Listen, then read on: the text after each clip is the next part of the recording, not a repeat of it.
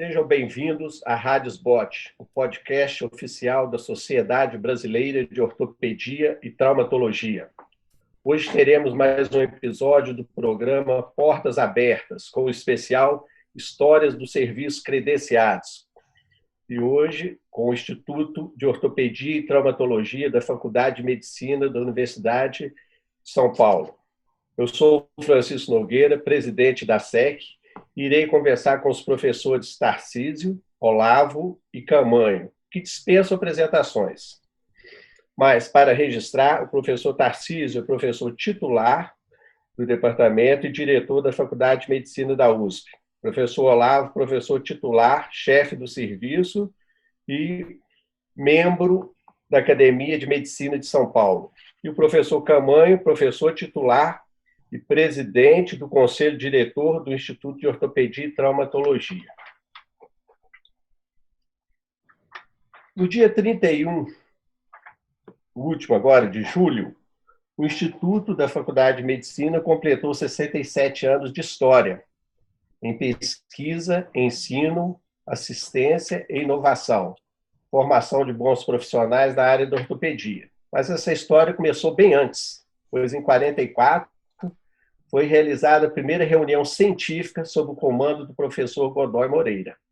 Eu gostaria que o professor Tarcísio fizesse alguns comentários sobre esse histórico aí, sobre o professor Godoy, sua atuação, a importância dele para o Instituto. Professor Tarcísio. A história de vida do professor Godoy Moreira, ela se confunde com a história do Instituto. Ele foi realmente um homem com visão além do seu tempo. Teve o vislumbre, quando ele fez o concurso e foi indicado para ser professor titular do Departamento de Ortopedia da Faculdade de Medicina da USP, que funcionava no outro local, ele funcionava no prédio da Santa Casa de São Paulo.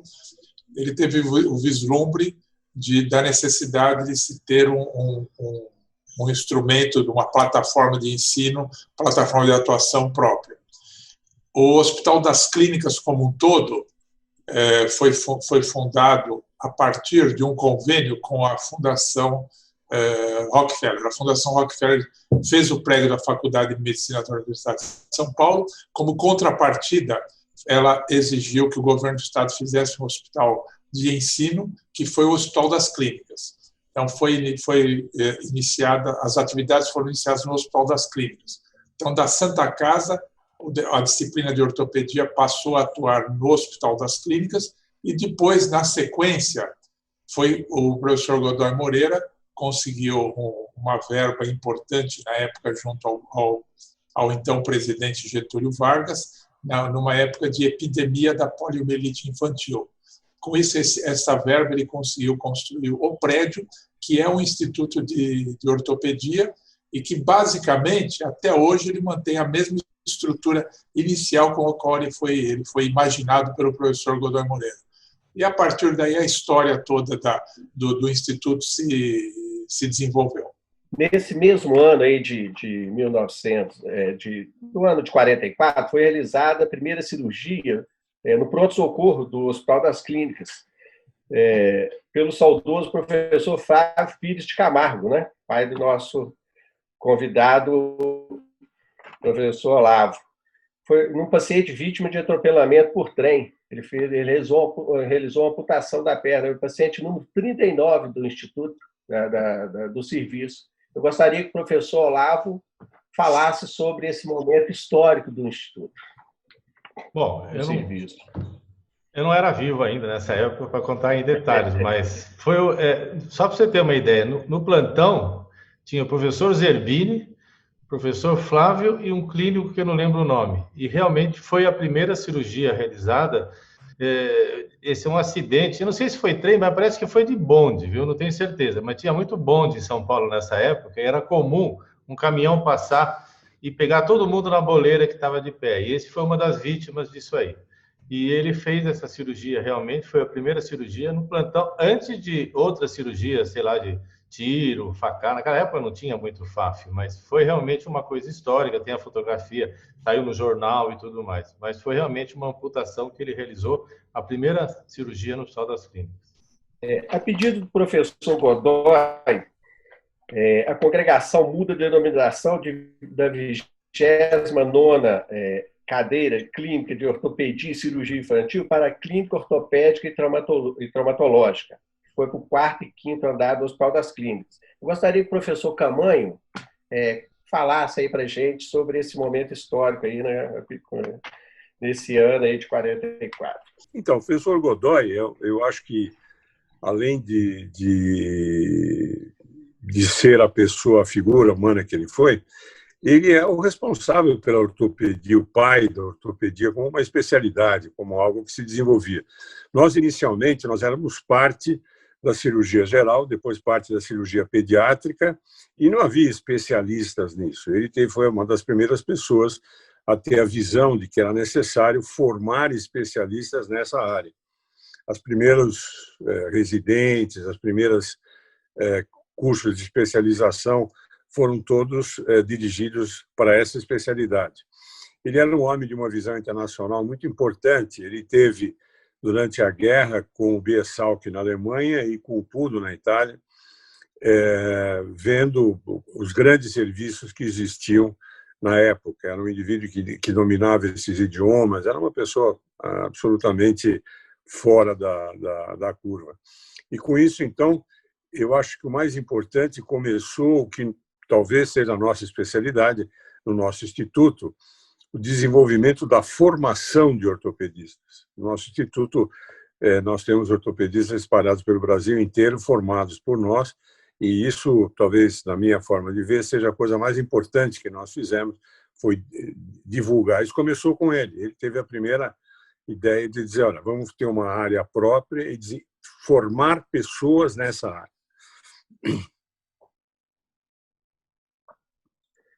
Em 31/7, né, de julho de 53, foi inaugurado o prédio do Instituto. Então, clínica ortopédica e traumatológica, que compreendendo lá o edifício aí de 10 andares, como o professor Tarcísio que está lá, falou anteriormente, né, do mesmo jeito, para mostrar o dinamismo e a visão que o professor Godoy, que planejou, tinha desde então. Gostaria que o professor Tarcísio fizesse as considerações sobre esse marco aí, sobre esse 31/7 de 53, professor Tarcísio. Esse daqui foi, eu considero, um divisor de águas. Nesse momento, foi dada uma independência para o Instituto de Ortopedia. Então, aqui na Faculdade de Medicina da Universidade de São Paulo, o Hospital de Ensino é o Hospital das Clínicas. Então, ele tem um instituto geral, onde estão agregadas 32 disciplinas, tem um instituto de cardiologia, de psiquiatria, de ortopedia, um instituto da criança, mas o aspecto mais importante, o Instituto de Ortopedia foi um dos primeiros a que se constituiu de forma isolada. Então, isso possibilitou um grande dinamismo, um grande crescimento da especialidade. Por exemplo, a primeira residência médica no país, não só em ortopedia, a primeira residência médica em qualquer especialidade no país foi feita dentro do Hospital das Clínicas, por iniciativa do professor Godoy Moreira, que conheceu o modelo residência médica nos Estados Unidos e adaptou para aqui, para o Brasil. Então, isso possibilitou um grande desenvolvimento. Na época, as enfermarias eram divididas em crianças, adultos, homens, mulheres. Não existia o conceito ainda de subespecialidade, que isso foi na história, foi aparecendo mais para frente. Mas realmente essa data é um divisor de águas para a ortopedia brasileira. Entre as diversas, né, iniciativas, em 59 foi criado o Instituto de Reabilitação para dar suporte à clínica ortopédica. Eu gostaria que o professor Olavo fizesse os comentários sobre esse momento, como que ele enxerga aí a criação do Instituto de Reabilitação, professor Olavo.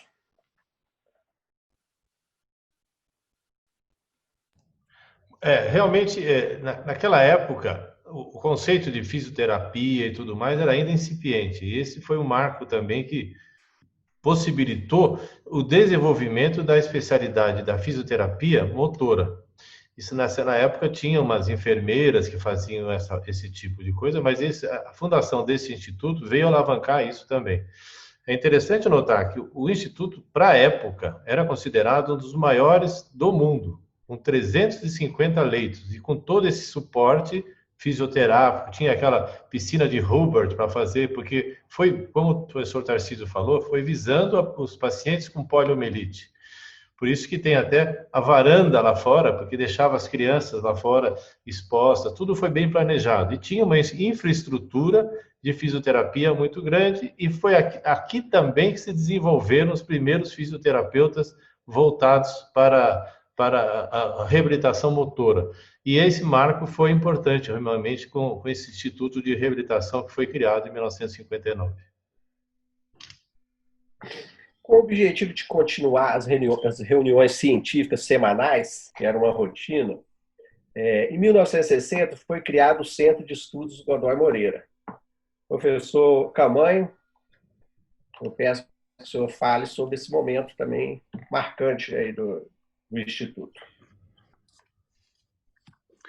Esse centro existe até hoje, né? O nosso Centro de Estudos é um orgulho que nós temos. Nós temos as reuniões clínicas semanais, da mesma forma que eram feitas, antigamente era aos sábados, com o professor Godoy Moreira, nós passamos para a sexta de manhã, e essas reuniões estão no número 3.345, 46, para você ter uma ideia de como a tradição se mantém no Instituto.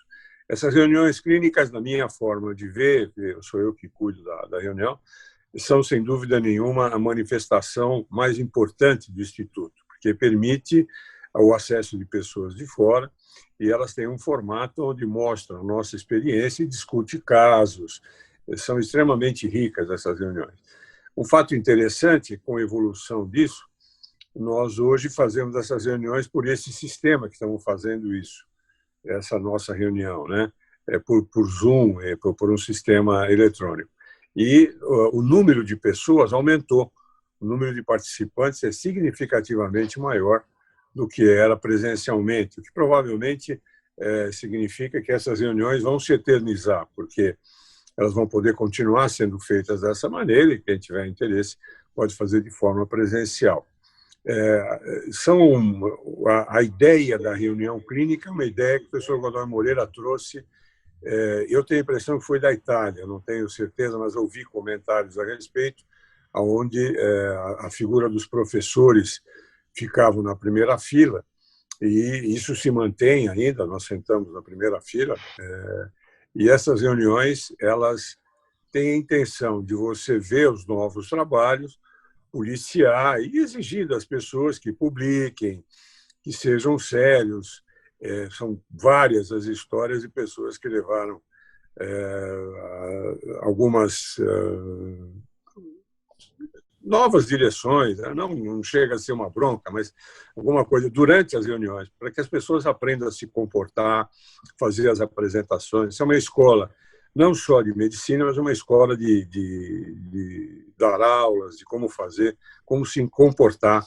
E até hoje isso é assim. Eu sou um pouco menos, o Olavo é muito mais tradicionalista do que eu. O Olavo é monarquista, para vocês terem uma ideia de o que ele é tradicionalista. Não vai gravar isso, pelo amor de Deus. Então, as reuniões continuam extremamente sérias. Continuando essa linha do tempo, em 72 e 73, foi iniciada em Suzano a unidade de paraplégicos. O Instituto tinha essa necessidade de crescimento, e as pessoas que estavam por trás tinham essa vontade e querendo que o serviço crescesse cada vez mais. Então, eu gostaria que o professor Tarcísio falasse sobre a unidade de paraplégicos em Suzano, professor Tarcísio. Bom, o atendimento ao traumatismo raquimedular ele é um atendimento complexo, multidisciplinar, e os pacientes, em geral, ficam um tempo prolongado internados até conseguir toda a reabilitação, até treinar a família precisa treinar um cuidador para recebê-los, e não havia, e ainda não há, um número muito grande de leitos disponíveis para esse tipo de atividade, não só em São Paulo, no Brasil inteiro. Então, dentro do Instituto de Ortopedia, há uma unidade reservada para o tratamento dos pacientes com fraturas de coluna. O atendimento o Hospital das Clínicas, o Instituto de Ortopedia, é referência para o estado de São Paulo para atendimento ao trauma raquimedular. O atendimento na fase aguda é feito no Instituto de Ortopedia. Mas, a partir daí, a reabilitação, especialmente essa mais prolongada, que os pacientes às vezes ficam meses internados, acaba ficando um leito muito caro, que é um leito que você precisa para a fase aguda, para atender o trauma, para atender a emergência. Então, se criou no Hospital Auxiliar de Suzano, que é um hospital que pertence ao Hospital das Clínicas, uma unidade de retaguarda para esses pacientes. Isto foi crescendo e hoje ela é uma unidade de retaguarda para todo o Hospital das Clínicas, não é mais exclusivamente para paraplégicos. Existem vários paraplégicos, mas ela é uma unidade de reabilitação para todo paciente que necessita de internação mais prolongada.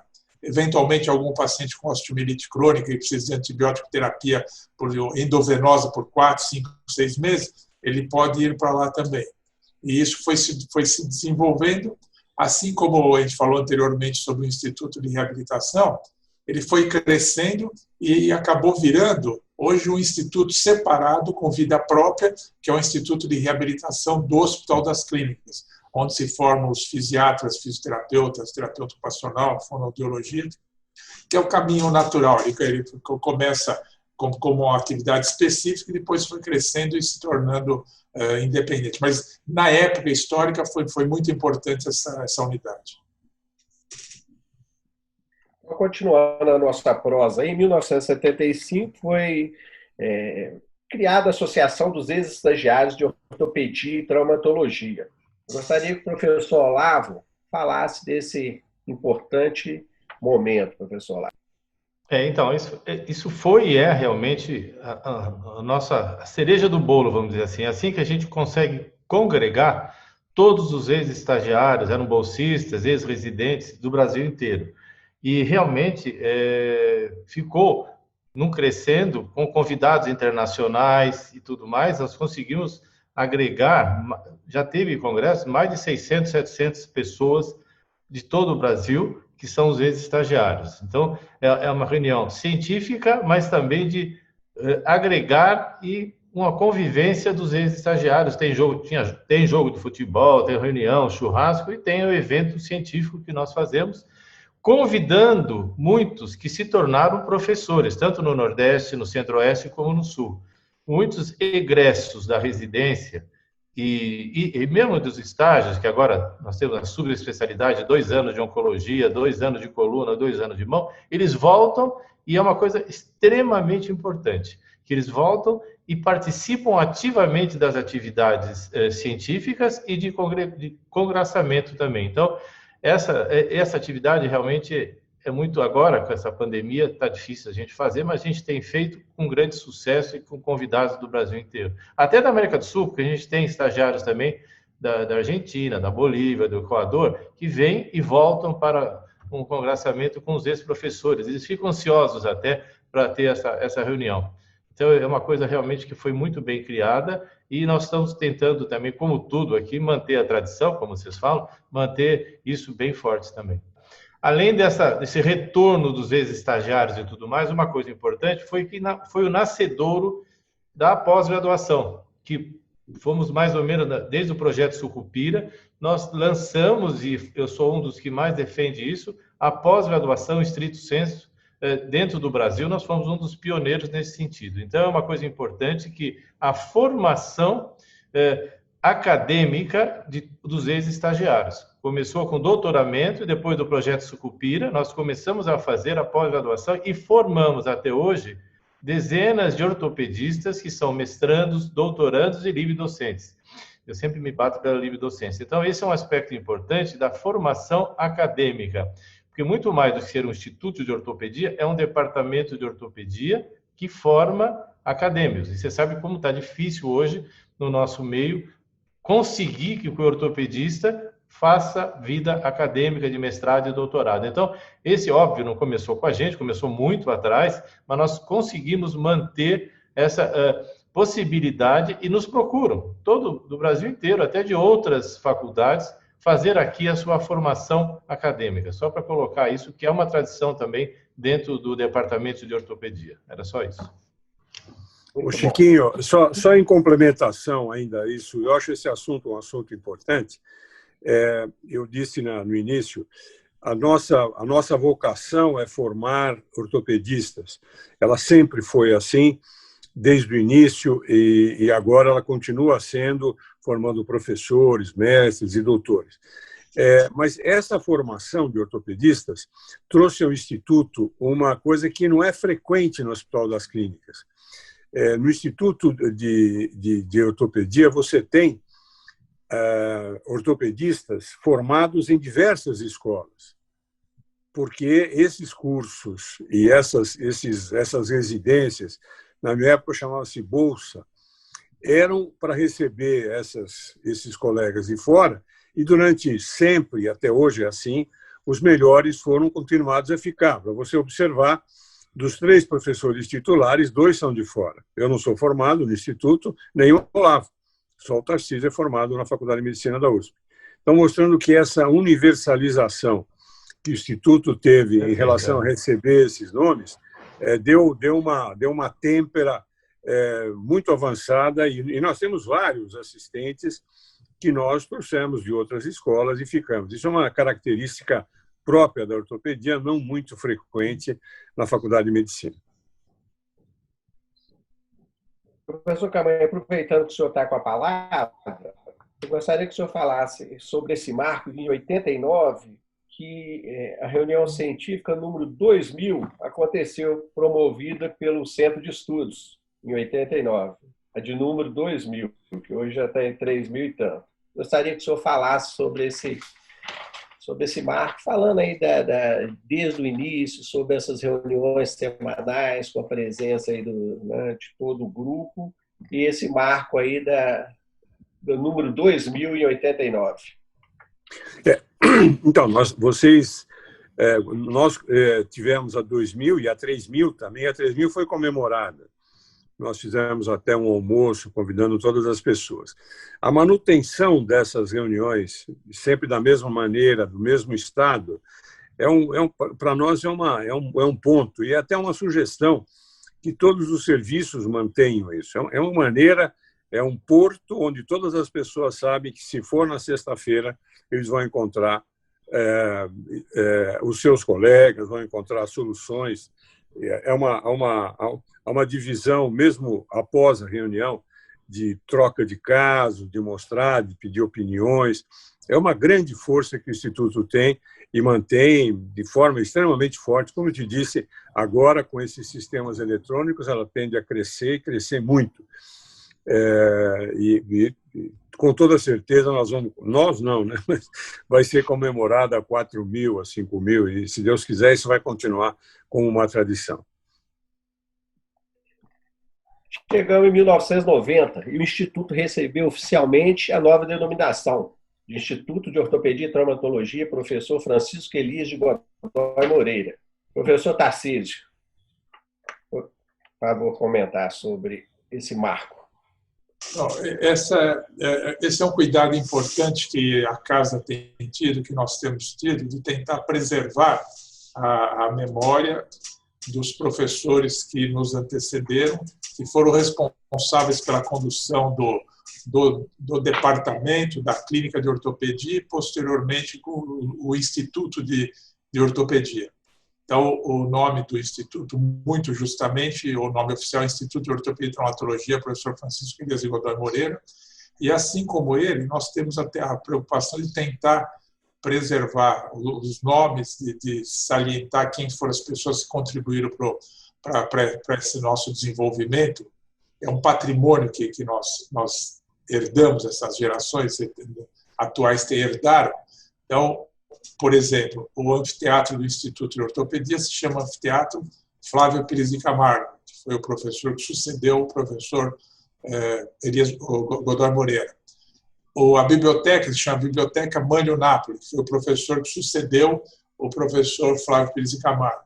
E assim, os outros professores que nos antecederam, eu citaria João Rossi, Ronaldo Aze, Marco Amatuzzi, Arnaldo Zubiotti, esses professores com os quais nós convivemos também, eles têm sua memória preservada, são vários retratos, que são várias pinturas com a imagem deles, que estão colocadas no saguão administrativo do Instituto, para que as novas gerações saibam quem foram e entenda que nós três, como professores titulares hoje, somos guardiões desse patrimônio que nos foi legado. Acho que é importante a gente preservar as tradições e reconhecer quem teve participação nesse desenvolvimento. Em cima disso, Francisco, nós estamos fazendo no nosso site, que foi totalmente atualizado, acho que vale a pena que todos saibam, o site do departamento e do Instituto, nós estamos fazendo um site chamado Persona, e nós estamos convidando os assistentes atuais que façam a biografia dos antigos professores, para esse legado permanecer. Então, com isso, nós estamos agora fazendo uma lista da biografia desses antigos, Arnaldo Amado Ferreira, o Aldo Fazi e todos esses, para ficarem eternizados. Então, você entra no site da ortopedia e provavelmente se entrar em qualquer outro site, entrar no Google, sai a biografia, porque daqui a uns 30, 40 anos ninguém mais vai saber. Então, isso nós estamos cuidando também para manter dentro do nosso site atualizado o persona, que são exatamente isso que o senhor Tarcísio falou, resguardar e reativar a memória desses indivíduos que, depois do professor Godoy Moreira, continuaram com as tradições do nosso departamento. Então, procurando assim, se inovar, o Instituto, né, que em 97, nessa grande reforma, foi inaugurado um auditório, laboratório de microcirurgia, centro de atendimento ao traumatismo raquimedular e a reforma do hall central, com itens decorativos interessantes, né? O porteiro de Roma, a árvore de Angri e a bengala, né, do grande estadista Roosevelt, que foi um presente da esposa, né, para o professor Godoy Moreira. Eu gostaria que o professor Olavo falasse sobre esse momento. Nós temos, realmente, isso foi uma coisa importante, a Eleanor Roosevelt, ela fez essa doação por causa da graçava poliomielite na época, e esse prédio ele foi ajudado, inclusive, pelo governo norte-americano, Instituto, pela Fundação Roosevelt, teve uma participação ativa também nisso, e eu acho que é importante enaltecer, além da bengala, temos várias outras coisas que fazem isso possível. Então, essa entrada, por exemplo, é meio sagrada. Eu até mudei a entrada do prédio lá fora, eu botei a árvore do Nicholas Andrew, com gramado e tudo mais, para manter isso. A porta é toda decorada nesse sentido. Tem uma reprodução de uma pintura egípcia que mostra de perfil, que sempre era de perfil que eles faziam, um paciente com poliomielite.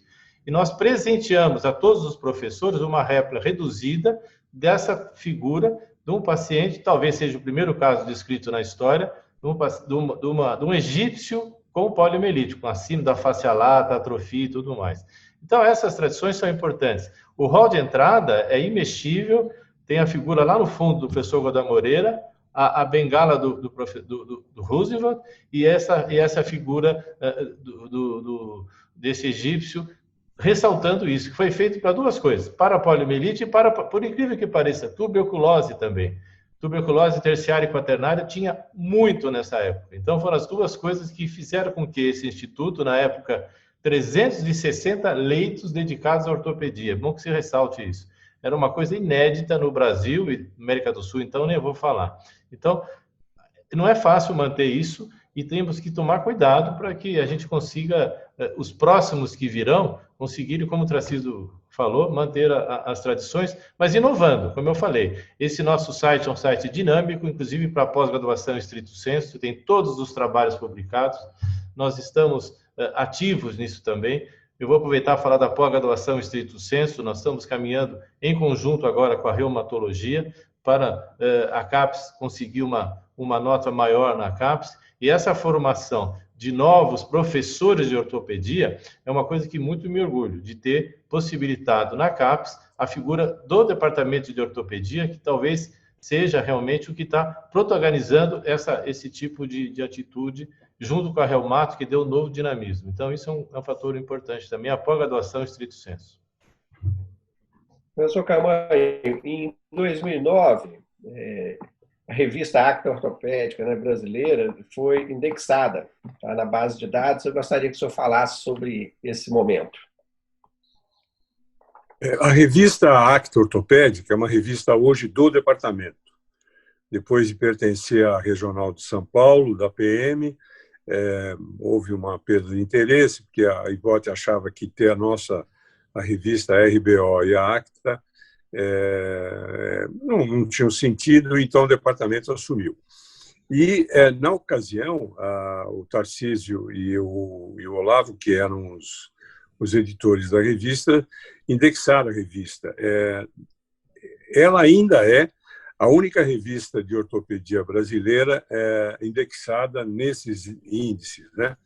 A nossa revista da RBO também é indexada, mas ela não tem fator de impacto ainda. É uma revista muito importante, que hoje ela publica basicamente artigos nossos, artigos do exterior, pelo fato dela ser indexada. Os autores de fora procuram publicações, e é uma revista que a gente mantém. Hoje o departamento assumiu e mantém a revista sob a direção do Olavo. O editor-chefe da Acta Ortopédica é o Olavo. É um dos grandes orgulhos que nós temos, ter um órgão de divulgação próprio do departamento. Em 2003, foi criado no departamento 5 novas disciplinas, né? Eu gostaria que o professor Tarcísio falasse sobre esse momento, esse marco desses novos, né? Afecção da coluna vertebral, ortopedia pediátrica, ortopedia geral, especializada, em traumatologia da mão e microcirurgia. Professor Tarcísio. Por ser um departamento, os departamentos eles têm que ter no mínimo 2 professores titulares, e a partir daí, dependendo das áreas de conhecimento que se desenvolvam mais ou não, você pode constituir novas disciplinas. Então, no departamento, além da minha presença, do Camanho, do Olavo como professores titulares, nós temos professores associados que respondem por essas disciplinas. São professores associados que tomam conta e são responsáveis por algumas disciplinas. Então, a disciplina de cirurgia da mão e microcirurgia com o professor Ramos, disciplina de ortopedia pediátrica com o professor Guarniero. Então, não existe o cargo de professor titular, porque esse cargo é um cargo da Universidade de São Paulo, que é distribuído periodicamente de acordo com a disponibilidade. É um número de cargos que você tem que justificar, explicar. Mas as disciplinas, elas existem e convivem dentro do departamento. Essa divisão em subespecialidades e em disciplinas é uma tendência irreversível. Então, você vai ter... Nós temos o chefe do grupo de joelho, de pé, de coluna, de mão, de ombro. Então, essa fragmentação é boa, mas é ruim ao mesmo tempo, que é um risco de cada um ficar enclausurado no seu nicho. Por isso que essas reuniões científicas periódicas, semanais, rotineiras, são importantes para que você tenha a integração de todas as diferentes subespecialidades. Assim como nós temos uma comissão científica que reúne todas essas diferentes subespecialidades, para evitar um risco que pode ocorrer com a Sociedade Brasileira de Ortopedia e que já ocorreu com a própria Associação Médica Brasileira, que a especialidade, depois a subespecialidade, começa a passar a ser a prioridade do formado, do médico, e ele esquece a sua origem. Então, a integração ela é muito importante, a gente tem que evitar a fragmentação. Em 2010, né, tivemos ampliação, modernização e transferência do laboratório de artroscopia para o prédio anexo, né, e acreditação do Instituto como Centro Médico de Excelência da FIFA. Gostaria que o professor Camanho fizesse os comentários. Pois é, nós tínhamos uma área anexa do prédio que já havia sido construída aonde é o pronto-socorro. Então, nós criamos um laboratório de artroscopia que existe e funciona até hoje. É um laboratório que oferece cursos práticos sobre artroscopia. Ao meu conhecimento, é o único que ainda tem com continuidade de formação no Brasil. E a gente recebe, são cursos contínuos e constantes que formam ortopedistas na área do joelho, do ombro e do tornozelo e do quadril, utilizando peças anatômicas e equipamentos que as empresas dispõem para a realização dos cursos. Em relação à FIFA, com a Copa do Mundo no Brasil, a FIFA precisaria credenciar um serviço para ser a sede, a referência dos serviços de atendimento aos jogadores, ao pessoal da FIFA. E nós fomos, então, escolhidos e recebemos essa atribuição e esse diploma, que para nós foi assim, um motivo de orgulho muito grande. Mantemos isso. O doutor Pedrinelli, que é um dos nossos assistentes, hoje é médico também da seleção brasileira e participa da FIFA, das reuniões, e participa disso tudo. A prosa está boa e ficaríamos aqui por muito tempo ainda. Mas temos que caminhar aí mais, né, para dar o término dessa nossa conversa. Mas eu vou falar alguns marcos aqui, como em 2012, né, realização já foi até falado, né, a reunião científica número 3000, sob a direção dos 3 ilustres professores, né, que foi um momento de comemoração. 2012, o transplante de cartilagem, né, em joelho, comemoração dos 60 anos em 2013. 2014, a primeira cirurgia endoscópica para a hérnia de disco. 2016, protocolo de pesquisa para a artrose do joelho, né, a subcondoplastia. Em 2014, a primeira prótese nacional, e por aí eram assuntos que a gente ia secar para, né, apresentar para todos. Mas vamos caminhando aí para esse desfecho.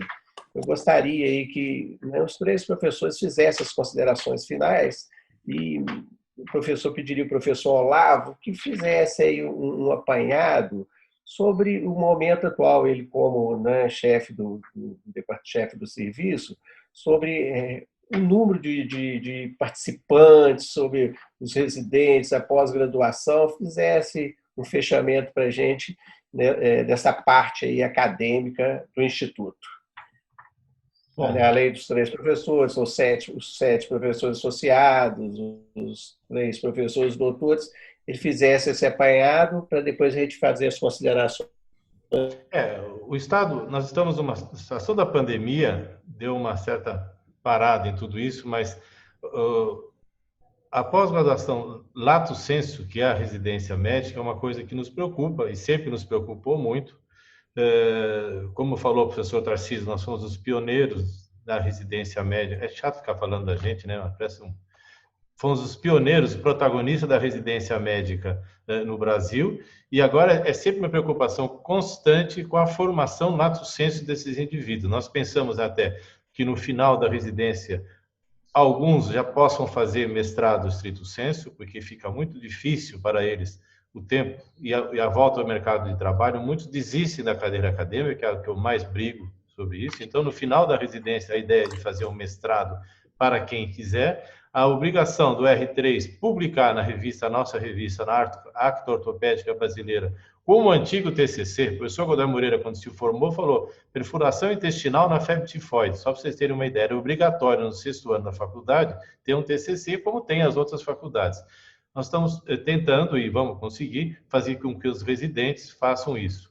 E um projeto piloto que está sendo lançado, isso é uma coisa já sabida, nós passarmos de 18 para 12 residentes e fazer o 4º ano de residência. A gente sabe que no Brasil, no mundo inteiro, a residência em ortopedia é 4, 5, até 6 anos. Até na Índia são 4 anos. E não seria diferente aqui no Brasil, nós não pensarmos nisso. A ortopedia é uma especialidade gigante e a habilidade específica e tudo isso fica muito prejudicado em apenas 3 anos. É uma amplo, não vou falar para você, Francisco, você sabe muito melhor do que eu isso, é difícil a gente conseguir, em 3 anos, dar uma coisa que seja realmente especialista, atuante e com possibilidade de atuar até em cirurgias. Por isso que nós estamos lançando e tentando fazer um projeto piloto para passar a residência para 4 anos. No final de 4 anos, faça o exame da SBOT. É uma coisa que está sendo bem estruturada, junto com o Conselho Nacional de Residência Médica e, obviamente, junto da SBOT. É um projeto que nós encampamos, junto com a Escola Paulista e com a Santa Casa, para tentar fazer isso. Então, é um dos marcos que nós pretendemos deixar nesses próximos 5, 6 anos que nós vamos ficar na chefia aqui do departamento e do Instituto. Eu gostaria de agradecer e, para mim, foi uma honra e um prazer ser eu o protagonista de tudo de bom que foi feito, desde o Godoy Moreira, Flávio Pires, Mânio Napoli, etc, etc. Nós fomos que tentamos congregar isso. Muito obrigado pela participação. O professor voltou. Eu sugiro o professor Tarcísio fazer a consideração final dele por causa do compromisso que ele tem, né, de horário. E aí depois a gente finaliza com o doutor Camanho. Então, eu vou pedir ao professor Tarcísio que falasse, né, que fizesse o fechamento, suas palavras finais, professor Tarcísio. Eu agradeço em meu nome, em nome de todos os colegas do Instituto de Ortopedia e Traumatologia e do Departamento de Ortopedia e Traumatologia da Faculdade de Medicina da Universidade de São Paulo. É muito boa essa participação em conjunto com a Sociedade Brasileira de Ortopedia. Esse trabalho da SBOT, acho que ele é muito importante para preservar, como nós falamos anteriormente, preservar a memória dos grandes serviços. As novas gerações, às vezes, não têm ideia e acham que, de repente, a Sociedade Brasileira de Ortopedia foi fundada e está aqui. Há uma história toda por trás dos grandes serviços, depois, posteriormente, e aí os serviços foram progressivamente aumentando, mas é importante essa forma de registro, essa forma de reconhecimento. E o característico das atividades universitárias é que o nosso produto final não é o número de papers que nós produzimos, não é o número de apresentações, de palestras que se faz. O nosso produto final é o indivíduo, é o ortopedista, é o sujeito que se formou. Então, ele vai divulgar o nome da instituição, ele vai exercer ortopedia e traumatologia em todos os outros estados do país, vai exercer em outros países. Esse é o produto final da estrutura acadêmica que foi montada. Então, e esse número nós já passamos, no último levantamento, a gente já passou de 4.000 pessoas formadas dentro da casa e que estão trabalhando em vários centros pelo país e divulgando, capilarizando o conhecimento. Então, muito obrigado mais uma vez e acho que quero ressaltar a importância de se registrar esse momento histórico do desenvolvimento da ortopedia até os dias de hoje. Obrigado, professor Tarcísio. Professor Camanho, para suas considerações finais. Bem, você veja que as duas falas que me antecederam convergem para o mesmo ponto. Nós, tudo isso que existe, tudo isso que foi feito a partir da fundação, o desenvolvimento, a evolução da especialidade, nós temos que estar atentos, nós da faculdade e do Instituto de Ortopedia e nós da SBOT, a ortopedia está mudando, a ortopedia está virando uma área de especialidades definidas. Nós precisamos pensar bem como formar os novos médicos. Se nós devemos estender a formação, ou devemos objetivá-la, formar cirurgiões de joelho, de pé, de mão, não sei, esse é um momento muito difícil. E a universidade está atenta a isso, a Faculdade de Medicina está atenta, e o nosso instituto está bastante atento também a esse aspecto de evolução. Mas, basicamente, tudo isso tem como uma meta fundamental a formação do ortopedista. Tanto